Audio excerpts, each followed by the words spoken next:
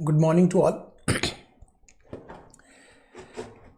Salary की आज हम तीसरी क्लास करने जा रहे हैं बेटा।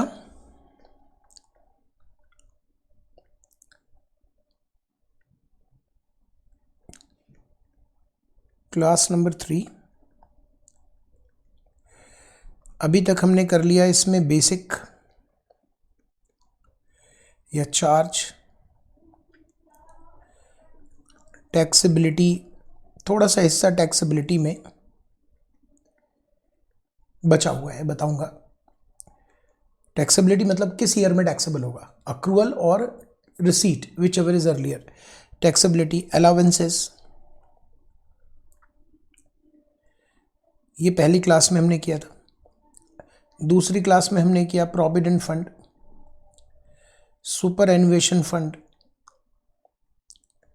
और नोटिफाइड पेंशन स्कीम हमने सिर्फ एक ब्रीफिंग ली और इट इज CCD अभी पेंडिंग रखा है, तो वो भी कवर कर लेंगे, ठीक। ओके, ये हमारे लास्ट क्लास में है, हमने यहाँ तक कर लिया था। एनपीएस में हमने सिर्फ ब्रीफिंग की थी और आपको कहा था आप याद कर लीजिएगा अच्छे से। तो याद कर लिया आपने। पहले एक काम करते हैं, एक एग्जाम्पल से शुरू करते हैं। तीसरा एग्जाम्पल होगा हमारी क्लास का, तो सबसे पहले आज हम एग्जाम्पल से शुरू करते हैं। लिखिएगा, बेसिक सैलरी, दो एग्जाम्पल हुए, तीसरा एग्जाम्पल है ये। Basic salary 15,000 per month, DA 70% of basic salary, half is warming part.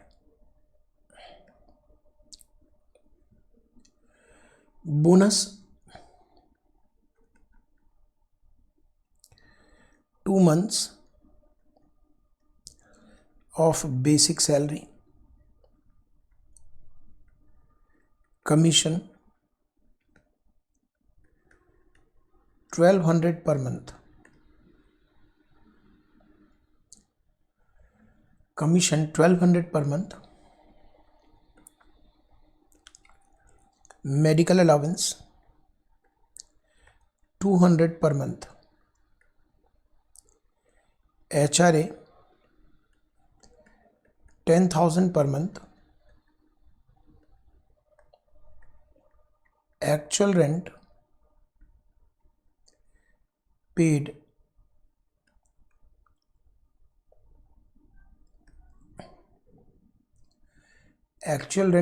at Pune 9,000 per month.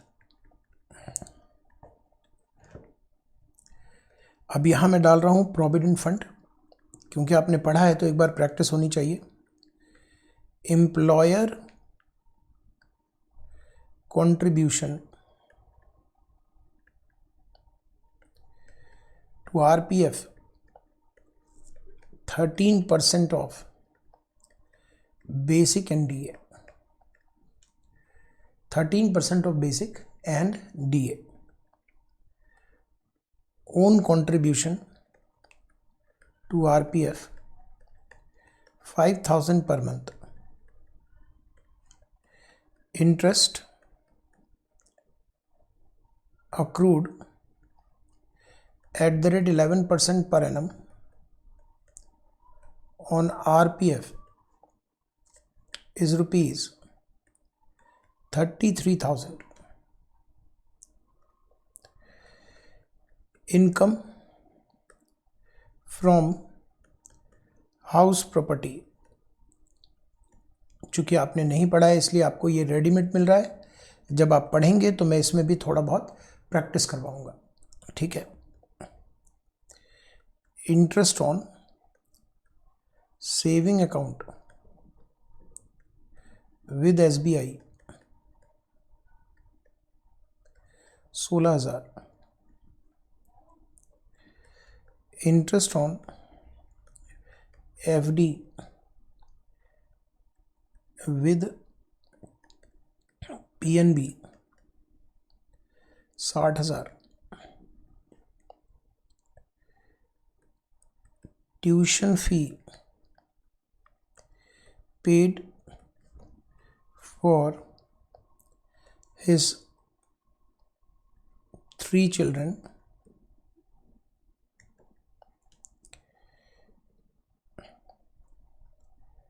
son 1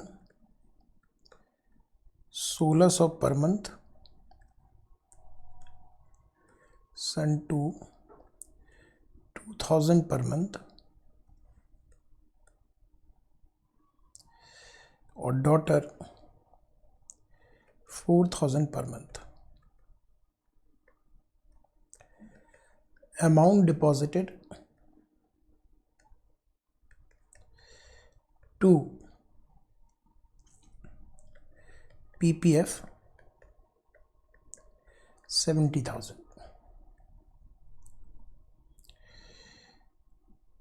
Compute total taxable income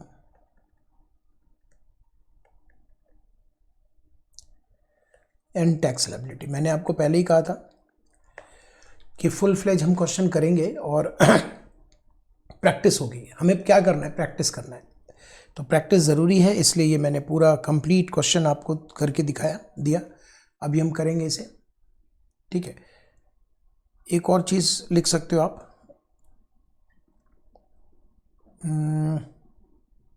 चलो रहने दो, इतने से काम चलाते हैं, ठीक है। सबसे पहले हमें निकालना पड़ेगा टैक्सेबल सैलरी। सबसे पहले हमें टैक्सेबल सैलरी निकालना होगा। नोट नहीं किया है, लो ये करो। कहाँ से, चलो करो, देखो।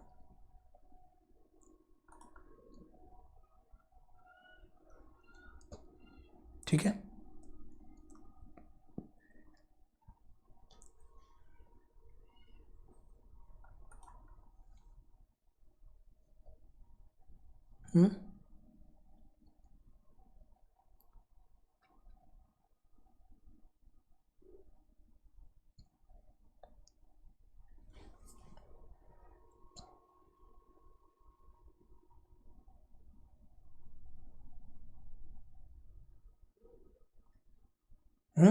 ठीक है।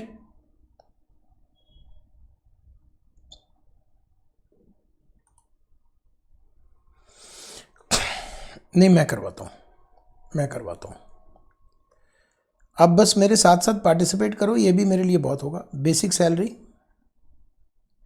बोलते जाओ, अंत क्वेश्चन मेरे सामने नहीं है। 15,000 multiply 12, 1,80,000। DA 70% of basic, 70% of basic का 70%, 1,80,000 का 70%, 1,26,000। बोनस 2 महीने का बेसिक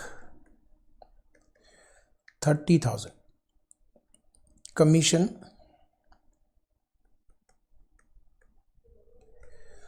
बताओ 14,400। मेडिकल 200।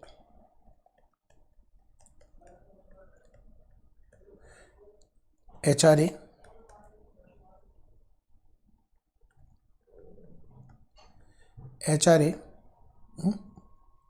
10,000, 9,000, ठीक है। 10,000 तो 1,20,000 is receiving amount minus exempt. इसे हम देख लेते हैं, वर्किंग नोट में जगह खाली छोड़ देते हैं, इसको छोड़ देते हैं, ठीक है। अब आइए एम्प्लॉयर कंट्रीब्यूशन। क्या क्या सिखाया था आपको मैंने, मैं एक बार रिवाइज करा देता हूँ। आपको मैंने सिखाया था आरपीएफ में, आप अपने सामने निकाल लो, मेरे पास तो है लिखा हुआ। आरपीएफ में एक तो ओन कंट्रीब्यूशन, एक एम्प्लॉयर कंट्रीब्यूशन और एक ब्याज। मैंने सिखाया था ओन कंट्रीब्यूशन तो अपना ही कमाई आपने निवेश किया है, तो ये आपकी इनकम तो है नहीं, बस इसका 80C में इन्वेस्टमेंट के नाम पे डिडक्शन मिलेगा। ये आपकी इनकम है, ये आपकी इनकम है, लेकिन गवर्नमेंट इसे 12% तक एग्जम्प्ट करेगी और इसको 9.5% तक एग्जम्प्ट करेगी। रिटायरमेंट पर सारा पैसा एग्जम्प्ट हो जाएगा, रिटायरमेंट पर सारा पैसा एग्जम्प्ट हो जाएगा अगर कंप्लीटेड ईयर ऑफ सर्विस 5 साल या उससे ज़्यादा है। अगर कंप्लीटेड ईयर ऑफ सर्विस 5 साल से कम है तो जो एम्प्लॉयर का कंट्रीब्यूशन है और ब्याज, ये 2 टैक्सेबल हो जाएगा। ओन कंट्रीब्यूशन का कुछ नहीं होगा, just like unrecognised provident fund. ठीक है, तो हम तो ड्यूरिंग जॉब अभी कर रहे हैं, तो ड्यूरिंग जॉब में ये ट्रीटमेंट होना चाहिए। अभी सैलरी बना रहे हैं तो 80C तो यूज़ करोगे नहीं, 80C तो GTI के बाद आएगा, तो अभी 80C का कोई मतलब नहीं है। अभी एम्प्लॉयर का कंट्रीब्यूशन 12% ऑफ सैलरी एग्जम्प्ट है, बाकी टैक्सेबल है। अब तुम्हें यह जानना है कि एम्प्लॉयर एक्चुअली कितना कंट्रीब्यूट कर रहा है। क्वेश्चन में देखो, एम्प्लॉयर एक्चुअली कंट्रीब्यूट कितना कर रहा है, बेसिक और डीए। मैंने कहा था ब्रैकेट कैसे लगाते हैं, याद करो, मैंने सिखा रखा है तुम्हें, ऐसे ब्रैकेट लगता है। इसका मतलब बेसिक और डीए का कॉम्बिनेशन से 13% एक्चुअल कंट्रीब्यूशन है। तो यहाँ पर एक्चुअल कंट्रीब्यूशन ढूंढोगे तो हमें चाहिए होगा उसके लिए बेसिक सैलरी प्लस डीए 3,06,000, इसका 13% तो 39,780, ये एक्चुअल कंट्रीब्यूशन है। एग्जम्प्ट करना है हमें, इसे भी छोड़ दो, वर्किंग नोट नंबर 2 में एग्जम्पशन छोड़ दो, जगह खाली छोड़ देते हैं। इसके बाद आती है बारी ब्याज की। ब्याज interest on RPF, saving account का ब्याज नहीं। सेविंग अकाउंट का ब्याज सैलरी में थोड़ी आएगा, अदर सोर्सेज में आएगा। एफडी का ब्याज अदर सोर्सेज में आएगा, लेकिन चूंकि ये आरपीएफ है तो इसका ब्याज सैलरी में आता है। ठीक है, सैलरी में आता है, तो इस ब्याज को है अनरिकॉग्नाइज्ड प्रोविडेंट फंड में जब ब्याज मिलता था तो उसके 2 टुकड़े हम करते थे, ये बात सत्य है। एम्प्लॉयर के ऊपर कितना, एम्प्लॉई के ऊपर कितना। जो एम्प्लॉई के ऊपर का ब्याज है वो अदर सोर्सेज में जाता था, वो सैलरी में नहीं जा सकता था। लेकिन यहाँ सरकार कहती है कि पहली बात तो ये कि ये ब्याज प्रैक्टिकल लाइफ में 9.5% के ऊपर मिलता ही नहीं, तो टैक्सेबिलिटी कभी आती ही नहीं, तो हम इसे बाइफर्केट करने का प्रोविज़न क्यों रखें। ये तो एकेडमिकली हम लोगों को करना पड़ रहा है, 11% पर एनम से मिल रहा है, प्रैक्टिकली तो 9.5 के ऊपर मिलता ही नहीं, सरकारी नियम है। ठीक है बेटा, तो प्रैक्टिकली नहीं मिलता तो 11% तो हमने एकेडमिकली कहा, इसलिए यहाँ बाइफर्केशन ना करके आपको सैलरी में सारा का सारा ब्याज रखना पड़ेगा। अब एक्चुअल में ब्याज कितना मिल रहा है, at the rate 11% per annum. 11% per annum से ब्याज कितना मिल रहा है सर, मैं स्लो इसलिए करा रहा हूँ, 33,000। मैं सबको कैलकुलेट करवाऊंगा तुमसे, अभी मैं नहीं करूंगा ताकि तुम्हें एग्जाम में दिक्कत ना आए। वर्किंग नोट नंबर 2 में ही ये करके दिखाऊंगा, दोनों एक साथ हो जाएगा। ठीक है, ये भी हो गया, ब्याज भी हो गया। अब बताओ सैलरी में और क्या आइटम है, सैलरी में तो कोई आइटम नहीं है, तो ये सैलरी कंप्लीट हो गई हमारी। इसको आप क्या बोलते हो, जब आप यहाँ जोड़ते हो तो इसको क्या बोलते हो इसे बोलते हो आप ग्रॉस सैलरी, है ना। चलो अभी नहीं आया, लेकिन इसे आप ग्रॉस सैलरी बोलते हो। माइनस हम देते हैं डिडक्शन। आज हम डिडक्शन भी सीख लेंगे 16। एक तो हमने सीख रखा है 16(1)(a) standard deduction. Standard deduction कितना मिलता है जी, 50,000। और कोई डिडक्शन अभी इस क्वेश्चन में नहीं है, आज हम बाकी डिडक्शंस को भी सीख लेंगे, उसके क्वेश्चन भी हम प्रैक्टिस की कवर करेंगे। तो टैक्सेबल सैलरी कितनी आएगी वो उस समय देखा जाएगा। अब आइए वर्किंग नोट नंबर 1। आप एक्सपर्ट हो वर्किंग नोट नंबर 1 बनाने में, आपको याद होगा कि आप एक्सपर्ट हो। एचआरए में तो आप एक्सपर्ट हो चुके हो बेटा। तो एचआरए के लिए सबसे पहले हमें क्या चाहिए, सैलरी। सैलरी क्या होता है? Basic DA forming part sale based commission. हमारे पास बेसिक सैलरी है, डीए फॉर्मिंग पार्ट चाहिए। डीए 1,26,000 है, चेक कीजिए, डीए 1,26,000 है। 50% आधा फॉर्मिंग है, तो हमारा फॉर्मिंग पार्ट कितना हुआ? 63,000। मैं एक बार दोबारा बता देता हूँ। फॉर्मिंग पार्ट का अर्थ होता है डीए का वो भाग जो एम्प्लॉय के रिटायरमेंट पर रिटायरमेंट बेनिफिट कैलकुलेट करते समय सैलरी के उद्देश्य से ऐड किया जाए। और सिंप्लीफाइड करता हूँ, जैसे कल आप रिटायर हो जाएंगे, आपको ग्रेच्युटी मिलेगी, आपको पेंशन मिलेगा, आपको लीव इनकैशमेंट मिलेगा, रिटायरमेंट्स के सारे बेनिफिट्स मिलेंगे। उस बेनिफिट को कितना दिया जाए, एम्प्लॉयर आपको वो बेनिफिट कितना दे, इसके लिए रूल्स बने हैं, इसके लिए रूल्स बने हैं। और उस रूल में सैलरी का जिक्र है, बेस्ड ऑन सैलरी। वहां सैलरी के अर्थ में अगर हम डीए को लेते हैं तो उसे कहते हैं फॉर्मिंग पार्ट, और अगर डीए का कुछ हिस्सा लेते हैं तो उस हिस्से को कहते हैं फॉर्मिंग पार्ट। और ये तय किया जाता है फ्रॉम द वेरी बिगनिंग। आप जब एम्प्लॉयमेंट टर्म साइन कर रहे होते हैं उसी समय एम्प्लॉयर ये तय करके आपको बताता है कि डीए का कितना भाग, पूरा डीए, आधा डीए, 40%, 30%, कितना भाग डीए का रिटायरमेंट बेनिफिट के कैलकुलेशन में उपयोग में आएगा, उसे कहते हैं डीए का forming part. Sale based commission है नहीं दोस्त, तो यही बन गया हमारा। भाई इसे चाहो तो तुम आगे जोड़ सकते हो, ऐसे आगे नील सेल बेस्ड कमीशन, तीन चीज़ों का कॉम्बिनेशन होता है, तो सेल बेस्ड कमीशन तो है नहीं हमारे पास। तो सैलरी कितना बना? 2,43,000। अब एचआरए में सबसे पहले हम लेते हैं एक्चुअल एचआरए। 10,000 होने के हिसाब से 120 हो गया। पुणे में है तो आप 40% यूज़ करोगे, 40% ऑफ सैलरी। Salary is 2,43,000। 2,43,000 का 40% 97,200। Third element is rent paid over 10% of salary. Actual rent paid is 9,000 multiply 12. 1,08,000 is actual rent paid over 10% of salary. Salary आपने ऑलरेडी वर्कआउट कर रखा है 2,43,000, उसका 10% 24,300. Third element comes 83,700. Least of 3 will be exempted, then 83,700 is exempted. 83,700 is exempted. Balance is taxable 36,300.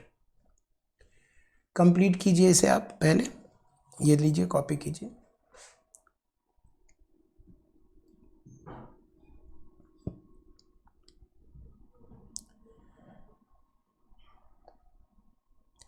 ऊपर HRA में इसे complete कीजिए। अब हम वर्किंग नोट नंबर 2 बनाएंगे। आरपीएफ, इसमें जो एम्प्लॉयर कंट्रीब्यूशन होता है वो 12% ऑफ सैलरी एग्जम्प्ट होता है। और सैलरी मतलब होता है जो एचआरए में आपने सैलरी निकाली है वही। एचआरए में जो सैलरी निकाली है तो 12% इसका आप निकालोगे जो एग्जम्प्ट होगा।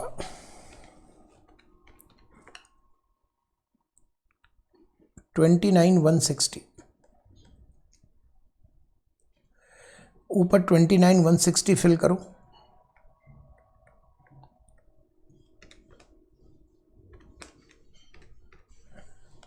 और बैलेंस टैक्सेबल करो 10,620। ठीक है सर। इसमें इंटरेस्ट को भी देखो, interest on RPF account @11% is equal to 33,000। अब तुम्हें पहले निकालना पड़ेगा आरपीएफ अकाउंट का बैलेंस कितना होगा। ब्याज तुम्हें मालूम है 33,000, तो 33,000 divided by 11 multiply 100, 3 lakh is total balance. आप इसको क्रॉस चेक कर लो, 3 लाख का 11% 33,000। अब तुम्हें 9.5% निकालना है, किसका? बैलेंस का और किसका? 28,500। ये ब्याज माइनस होगा, एग्जम्प्ट होगा। तो एग्जाम में जब आएगा ऑब्जेक्टिव, और कई बार ऐसा क्वेश्चन सिंपल पूछ लेते हैं कि interest on RPF at the rate 11% मिल रहा है 33,000, तो आपको निकालना है टैक्सेबल अमाउंट। तो बैलेंस, तो इसे माइनस करके जो बचेगा वो टैक्सेबल है। अगर वो कहेगा आपको निकालना है एग्जम्प्ट अमाउंट, तो फिर जो 28,000 28,000 है वो एग्जम्प्टेड है, इसे 28,500। इसे हमें समझाने की ज़रूरत नहीं पड़ेगी, आप बात को समझ गए। और हमने क्वेश्चन में इस बात को अब देखा भी था, है ना। 4,500, ठीक। चलो सर, अब इसको हम टोटल करके देखें। 1,80,000 plus 126,000 plus 30,000 plus 14,400 plus 2,400 plus 36, क्या 4,04,000। अभी देखते हैं, मुझे कंफ्यूज कर दिया। हाँ, प्लस 36,300 प्लस 10,620 प्लस 4,500, ये आ रहा है 4 लाख। भाई हमारा तो कुछ और आ रहा है, तुम कुछ और बता रहे थे, गलती कर दी क्या? 1,80, 1,26, 30, 14, 24, 36, ओहो 2 बार 36 जुड़वा दिया तुमने।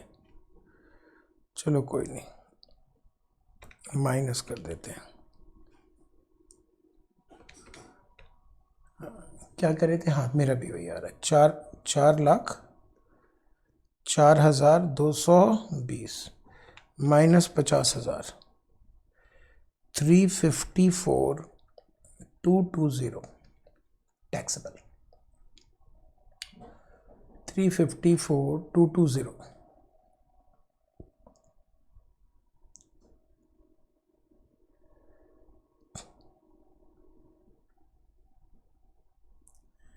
Noted.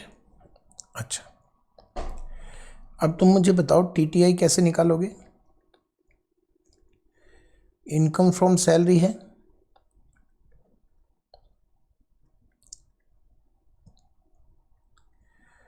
$354,220। Income from house property है, बताओ हाउस प्रॉपर्टी कितनी ली है तुमने? बेटा ये जो ट्यूशन फीस है ये सब तो 80C में यूज करेंगे ना, सैलरी का तो काम कंप्लीट हो गया। 2,90,000, 290, क्लियर है बेटा? 290, इसके बाद 76 आएगा, बस 2,90,000, 90,000। इसके बाद income from other sources, interest, एक तो सेविंग का है 10,000, 16,000, और एफडी का है 60,000, तो 76,000। और कुछ है नहीं, तो ये जीटीआई बन गया, 7,20,220। अब 80C का डिडक्शन दोगे, deductions under section 80C। 80C में एक तो आएगा ओन कंट्रीब्यूशन, इतनी देर से हम जो पढ़ रहे थे कि आरपीएफ में जो उसका अपना कंट्रीब्यूशन है, क्वेश्चन में कितना 5,000 है ना, 5,000 पर मंथ, तो 60,000 रुपये तो ये हो गया बेटा, 60,000। इसके बाद ट्यूशन फीस में आओ, ट्यूशन फी 3 बच्चों का दिया हुआ है, हमें 2 बच्चों की एग्जम्पशन लेनी है, डिडक्शन लेनी है। तो 2 बच्चों में हम ये वाला लेंगे जिसमें ज़्यादा आता है, 72,000, 4,000 और 2,000 के हिसाब से 6,000 हो गया। 12 महीने का कितना हो गया बेटा? 72,000। इसके बाद पीपीएफ में कितना पैसा जमा कराया हमने? 70,000। अब तुम मुझे बताओ 80C में और कुछ है क्या? चेक कर लो। और कुछ भी नहीं है ITC में, दैट्स इट। तो टोटल आप देखोगे तो ये आ जाएगा 60,000 प्लस 72,000 प्लस 70,000, 2,02,000। जबकि आप जानते हो कि 80C की जो लिमिट है, लिमिट वो कितनी है, 1,50,000। इससे ज़्यादा आपको डिडक्शन नहीं मिलेगा। माइनस करिए डिडक्शन, और कौन सा मिलेगा, और कौन सा मिलेगा, 80 TTA। TTA resident non resident दोनों को मिलता है, इसलिए हमें कुछ अजम्पशन की ज़रूरत नहीं पड़ेगी। TTB आप नहीं दे सकते। रीज़न क्या है इसका, क्योंकि क्वेश्चन में जब तक वो सीनियर सिटीजन नहीं बताएगा तब तक आप सीनियर सिटीजन की अजम्पशन नहीं ले सकते। तो TTA क्या होता है, सेविंग अकाउंट के ब्याज का डिडक्शन। कितना मिलता है मैक्सिमम, 10,000। एक्चुअल में सेविंग अकाउंट का ब्याज कितना है, 16,000। तो 10,000 आप आसानी से दे सकते हो, yes. Taxable, total taxable income कितनी आ जाएगी, 7,20,220 प्लस 1.5 लाख, सॉरी प्लस कर दिया मैंने, 7,20,220 माइनस 1.5 लाख माइनस 10,000, 560,220। सब की सब इनकम आप ध्यान से देख लो तो वो सारी इनकम क्या है, नॉर्मल इनकम है। तो नॉर्मल इनकम है तो आप स्लैब लगाओ और हेल्थ एजुकेशन सेस डाल के टैक्स लायबिलिटी निकाल लो। आपको पता है कि 5 लाख से क्रॉस कर गई है इनकम, इसलिए आप रिबेट नहीं दे पाओगे। तो 5,60,220 में 5 लाख माइनस कर दो 60,220, इसका 20% प्लस 12,500 प्लस 4%, 25,526 या कहें 25,530, ये टैक्स लायबिलिटी आ गई। आप चेक कर लो।